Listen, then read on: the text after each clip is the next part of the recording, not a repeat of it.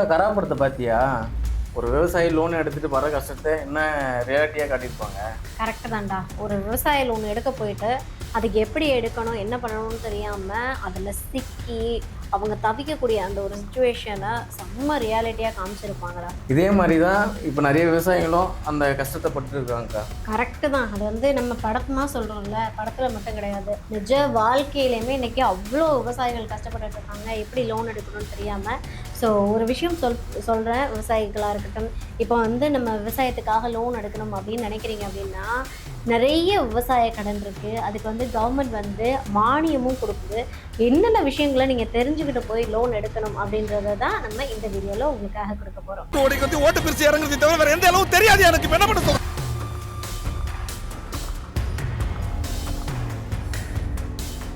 அக்கா, மானியம் தருவாங்களா? கண்டிப்பாடா.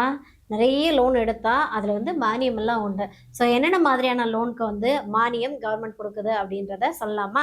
ஸோ ஃபஸ்ட்டு வந்து அந்த படத்தில் நீ பார்த்துருப்ப இல்லையா, டிராக்டர் வந்து எடுக்க போகிறதுக்காக தான் அவங்களுடைய லேண்டை கொண்டு போய் டாக்குமெண்ட்டாக கொடுத்து அதில் தான் நிறைய பிரச்சனைகளை அவங்க சந்திப்பாங்க. பட் நம்ம டிராக்டர் எடுக்க போகிறோம் அப்படின்னா அதுக்கு வந்து லோன் வந்து சப்சிடியோடு வந்து கவர்மெண்ட் கொடுக்குது. ஸோ இது ஒன்று இல்லையா. ஸோ அதுக்கப்புறமா பார்த்தீங்க அப்படின்னா ஃபார்ம் வைக்க போகணும். நம்ம வந்து கோழி பண்ணை, மாட்டு பண்ணை, ஆட்டு பண்ணை இந்த மாதிரி ஃபார்ம் வைக்க போகிறோம் அப்படின்னா அதுக்குமே கவர்மெண்ட் மானியத்தோட லோன் கொடுக்குது. ஸோ இது மட்டும் இல்லைங்க, நிறைய பேர் நம்மளுடைய லேண்டை மேம்படுத்தணும் அப்படின்னு நினச்சிங்கன்னா ஸோ அதுக்கும் லோன் வந்து மானியத்தோடு கொடுக்குறாங்க. ஸோ அது மட்டும் கிடையாது, நம்ம போர்வெல் போட போகிறோம், சொட்டு நீர் பாசன வசதி செய்ய போகிறோம் அப்படின்னா இது எல்லாத்துக்குமே கவர்மெண்ட் மானியத்தோட லோன் கொடுக்குது. அக்கா சூப்பர்க்கா, மானியம் கிடைக்கும்னு சொல்கிறேன். எந்த மாதிரி மானியம்லாம் கிடைக்கும்? ஃபர்ஸ்ட் சொன்ன மாதிரி கராப்படத்தில் வர மாதிரி இன்கேஸ் டிராக்டர் வாங்கணும் இல்லைன்னா விவசாய வெஹிக்கிள் வாங்கணும் அப்படின்னா அதுக்கு 20% 50% வரைக்குமே நமக்கு மானியம் கிடைக்கிறதுக்கான வாய்ப்புகள் இருக்கு. ஸோ அது மட்டும் இல்லை, எஸ்சி எஸ்டி பெண்கள், சிறு வியாபாரிகள் நீங்கள்லாம் இருந்தீங்க அப்படின்னா உங்களுக்கு கூடுதலான மானியம் கிடைக்கிறதுக்கும் எக்ஸ்ட்ரா அட்வான்டேஜுமே உங்களுக்கு இந்த லோனில் இருக்குது. ஸோ இது மட்டும் இல்லை, இன்ட்ரெஸ்ட் ரேட் கம்மியாகிறதுக்கான பாசிபிலிட்டிஸ், அதே போல் இன்கேஸ் நம்ம இஎம்ஐ பே பண்ணுறோம் அப்படின்னா அதில் உங்களுக்கு ஒரு குறிப்பிட்ட டைம் பீரியட் கொடுக்கறதுக்கான பாசிபிலிட்டிஸும் இருக்குது. ஸோ இப்போ நம்ம போயிட்டு ஒரு வெஹிக்கிள் எடுக்க போகிறோம், நம்ம அது வந்து லோன் வந்து மானியத்தோடு எடுக்க போகிறோம் அப்படின்னா அந்த இடத்துல நீங்கள் எடுக்க போகும்போது டவுன் பேமெண்ட், அதாவது நம்ம கட்டி எடுக்க போகிறோம் இல்லையா, அந்த டவுன் பேமெண்ட் குறைகிறதுக்கான வாய்ப்புகளும் இருக்குது. டிராக்டர் லோனில் இவ்வளோ அட்வான்டேஜ் இருக்கா? இது எனக்கு தெரியாதே போச்சேக்கா. எஸ், இது மட்டும் இல்லை, நான் சொன்னல மற்ற லோன் சொன்னல அதையும் நம்ம ஃபுல்லாக டீட்டெயிலாக கொடுத்துடலாம்ல. சரிங்க. ஸோ ரெண்டாவது நான் ஒரு விஷயம் சொன்னல, ஆடு மாடு கோழி பண்ண வைக்கணும் அப்படின்னா அவங்களுக்கும் லோன் கிடைக்கிறதுக்கான பாசிபிலிட்டி இருக்குன்னு சொன்னேன் இல்லையா. ஸோ அதில் எத்தனை % மானியம் கிடைக்கும் அப்படின்றத சொல்கிறேன், நோட் பண்ணிக்கோங்க. ஸோ உங்களுக்கு வந்து தேசிய வேளாண்மை மற்றும் கிராமப்புற மேம்பாட்டு வங்கி மூலமா மானியம் கிடைக்கிறதுக்கான பாசிபிலிட்டிஸ் அதிகமாகவே இருக்குன்னு சொல்லலாம். ஸோ இப்போ நீங்கள் வந்து ஒரு மாடு வாங்குறீங்க அப்படின்னாலோ அதுக்கு வந்து ஷெட்டு போடணும், இல்லை வந்து உணவு தீவனம் இது மாதிரி பொருட்களை வைக்கிறதுக்கான இடமா இருக்கட்டும். ஸோ இந்த மாதிரியான விஷயங்கள் எல்லாத்துக்குமே சப்சிடி உண்டுங்க. ஸோ இது எவ்வளவு நமக்கு மானியம் கிடைக்கும் அப்படின்னு பார்த்தீங்கன்னா 25% 35% வரைக்கும் இந்த லோனுக்கு மானியம் கிடைக்கிறதுக்கான வாய்ப்புகள் அதிகமாக இருக்கு. ஸோ இப்போ நான் உன்ட்ட சொன்னேன் இல்லை, ஆடு மாடு கோழி பண்ணை நம்ம வைக்க போகிறோம் அப்படின்னா அதுக்கும் மானியம் கொடுப்பாங்கன்னு சொன்னேன். ஸோ அதுக்கு எவ்வளோ மானியம் கொடுப்பாங்க அப்படின்னு பார்த்தீங்கன்னா தேசிய வேளாண்மை மற்றும் கிராம மேம்பாட்டு வங்கி மூலமாக நமக்கு மானியம் கொடுப்பாங்க. எவ்வளவு கொடுப்பாங்க அப்படின்னா 25% 35% வரைக்கும் நமக்கு மானியம் கிடைக்கிறதுக்கான வாய்ப்புகள் அதிகமாக இருக்கு. நீங்கள் வந்து மாடு வாங்குறீங்க, ஆடு வாங்குறீங்க, கோழி மொத்தமா வாங்க போறீங்க, இல்ல அதுக்கு வந்து ஷெட்டு போடணும், இல்ல வந்து உணவு தீவனம் வைக்கிறதுக்கான செட்டப் ரெடி பண்ணணும் அப்படின்னாலுமே நமக்கு அதுக்கும் லோன் கிடைக்கும், அந்த லோனுக்கு மானியமும் கிடைக்கும். ஸோ நம்ம அதை கண்டிப்பா யூஸ் பண்ணிக்கலாம். இப்போ விவசாயிங்க வந்து போர்வெல் போடுறாங்க, கிணறு எடுக்கிறாங்க, இந்த சொட்டு நீர் பைப்லாம் போடுறாங்க, அதுக்கெல்லாம் என்ன மாதிரி மானியம் கிடைக்குதா? சூப்பர்டா. அதாவது இருக்கிறதுலே அதிகமா ஒரு மானியம் கொடுக்குறாங்கன்னா இதுக்கு கொடுக்குறாங்க கிராமப்புறங்கள்ல. ஏன் அப்படின்னு பாத்தீங்கன்னா கிட்டத்தட்ட 70% வரைக்கும் நமக்கு சொட்டு நீர் பாசனமா இருக்கட்டும் இல்லைன்னா போர்வெல் போடுறீங்க அப்படின்னா உங்களுக்கு 70% வரைக்கும் மானியம் தர்றதா சொல்லப்படுது. ஸோ உங்களுக்கு பக்கத்துல இருக்கக்கூடிய கூட்டுறவு பேங்கா இருக்கட்டும் இல்லைன்னா பேங்கா இருக்கட்டும் அங்க போயிட்டு இதுக்கான டீட்டெயிலை ஃபுல்லாக கேட்டுட்டு அதுக்கப்புறமா ப்ராசஸ் பண்ணீங்க அப்படின்னா சக்ஸஸ்ஃபுல்லாக இருக்கும். அக்கா சூப்பராக சொன்னீங்க. இப்போ விவசாயிகள்லாம் லோன் வாங்க போகிறாங்கல்ல, அப்போ லோன் வாங்கும் போது என்ன மாதிரி டாக்குமெண்ட்லாம் எடுத்துகிட்டு போகணும்? கரெக்டாக கேட்டேன். நம்ம லோன் வாங்க போகிறோம்னாலே கண்டிப்பாக டாக்குமெண்ட்ஸ் வந்து கேட்குறது ஆஸ் யூஷுவல் தான். ஏன்னா வந்து எந்த ஒரு பத்திரமோ எதுவுமே இல்லாமல் அவங்க லோன் கொடுக்க மாட்டாங்க. நீங்கள் பேங்க்கு போகிறதுக்கு முன்னாடி நான் சொல்கிற விஷயத்த கண்டிப்பாக மறக்காமல் கொண்டுட்டு ஃபஸ்ட்டு வந்து பேன் கார்டு எடுத்துக்கோங்க, உங்களுடைய Aadhaar card, passport size photo, அதே மாதிரி இன்கம் ப்ரூஃப், அதாவது பேங்க் ஸ்டேட்மெண்ட் இருக்கும் இல்லையா, பேங்க் ஸ்டேட்மெண்ட்டு, உங்களுக்கு இன்கம் வருதுன்னா சேலரி ஸ்லிப் இது கொடுத்துக்கோங்க. பட்டா அப்படி இல்லை அப்படின்னா சிட்டா இருக்கும்னு நினைக்கிறேன். ஸோ இது ரெண்டும் இல்லாத பட்சத்தில் நீங்கள் உங்களோட லேண்ட் டாக்குமெண்ட்டை கொண்டு போய் கொடுக்கலாம். ஸோ லேண்ட் டாக்குமெண்ட் வந்து உங்களோட தானானு ப்ரூவ் பண்ணுறதுக்காக வந்து ஈசியும் கேட்பாங்க. ஸோ ஈசியும் மறக்காமல் கையில் எடுத்துகிட்டு போங்க. ஸோ ரேஷன் கார்டு, அதே போல் இபி பில், அப்புறமா பாஸ்போர்ட்டு, அப்படி இல்லைன்னா டிரைவிங் லைசன்ஸ், இது எல்லாமே கண்டிப்பாக மஸ்ட்டு. நான் சொன்னதில் எய்தர் ஆர் ஒன், அதாவது லேண்ட் டாக்குமெண்ட்டோ அப்படி இல்லைன்னா சிட்டா ஆர்பட்டா, அதே போல் டிரைவிங் லைசன்ஸ், அப்படி இல்லைன்னா பாஸ்போர்ட்ஸ், இந்த டாக்குமெண்ட்ஸ் எல்லாமே லோன் வாங்குறதுக்கு மஸ்டான டாக்குமெண்ட்ஸ். அக்கா, விவசாயி இந்த டாக்குமெண்ட்லாம் கொடுக்குறாங்க. இந்த டாக்குமெண்ட் கொடுக்கறதுனால என்னென்ன ரிஸ்க் வரும்க்கா? கண்டிப்பாக நம்ம வந்து ஒரு லோன் எடுக்கிறோனாலே அதுக்கு பின்னாடி நிறைய ரிஸ்க் இருக்குது. அப்படின்றப்ப நம்ம லேண்ட் டாக்குமெண்ட்டை கொண்டு போய் கொடுக்கும்போதெல்லாம் கண்டிப்பாக நிறைய ரிஸ்க் வரதுக்கான பாசிபிலிட்டிஸ் இருக்குது. என்னன்னு சொல்கிறேன், நோட் பண்ணிக்கோங்க. இன்கேஸ் நீங்கள் லோன் கட்டாமல் விடுறீங்க அப்படின்னா உங்களுடைய நிலம் ஏலத்துக்கு போகிறதுக்கான பாசிபிலிட்டிஸ் இருக்கும். அதுக்கு முன்னாடியே உங்களுக்கு நோட்டீஸ் அனுப்பிடுவாங்க. நோட்டீஸ் அனுப்பியும் நீங்கள் உங்கள் நிலத்தை மீட்கலை, லோனை ப்ராப்பராக கட்டலைன்னா அந்த நிலத்தை கண்டிப்பாக ஏலத்துக்கு விட்டுருவாங்க. ஸோ அதோட மட்டும் நிறுத்த மாட்டாங்க. பேங்க்காரங்க அடிக்கடி நம்ம வீட்டுக்கு வருவாங்க. நம்மளுடைய ரிலேட்டிவ்ஸ், நமக்கு கார்டியன் சிக்னேச்சர் போட்டிருக்காங்களே, அவங்க எல்லாரையுமே டிஸ்டர்ப் பண்ணுறதுக்கான பாசிபிலிட்டிஸ் இருக்குது. ஸோ உங்களுடைய சிபில் ஸ்கோர் குறையும். நீங்கள் கிரெடிட் கார்டு அப்ளை பண்ணுறீங்கன்னா உங்களுக்கு கிரெடிட் கார்டு கூட கிடைக்காது. ஸோ நெக்ஸ்ட் டைம் போய் நம்ம வேறு பர்சனல் லோனாக இருக்கட்டும், இல்லைனா வேறு வீடு கட்டுறதுக்கு லோன் அப்ளை பண்ணுறோம் அப்படின்னா அந்த லோன் எல்லாமே ரிஜெக்ட் ஆகுறதுக்கான பாசிபிலிட்டிஸும் இருக்குது.